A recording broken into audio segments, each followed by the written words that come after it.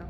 My name is Josie Latican. I'm 41 years old. I'm a single parent.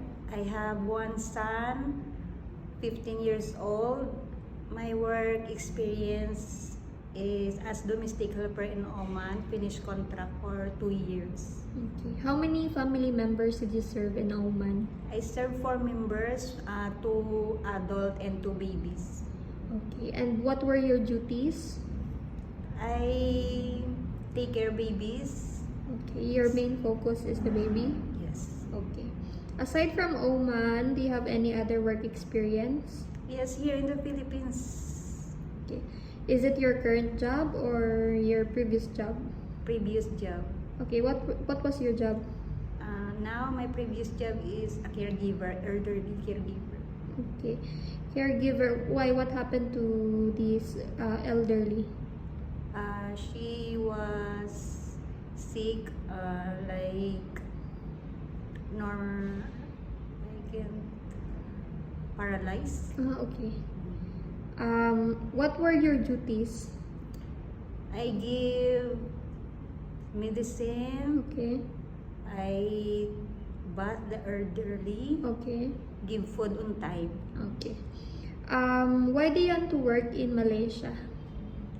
I want to work experience in other country, Asian countries like Malaysia also, and I do it for the future, my family also.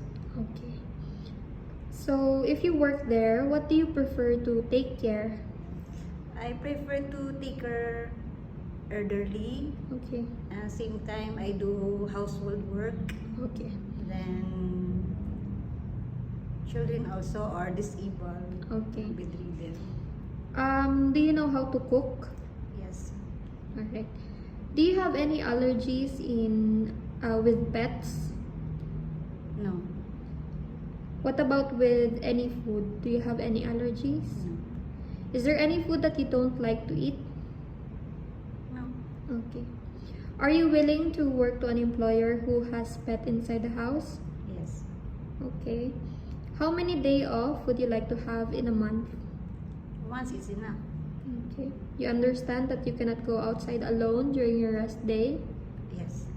With your cell phone, do you promise not to use it during working hours? Yes, I agree. Okay. How long do you plan to work in Malaysia? As long as I finish my contract. Okay. Well, that's it for our interview. Thank you for your time today.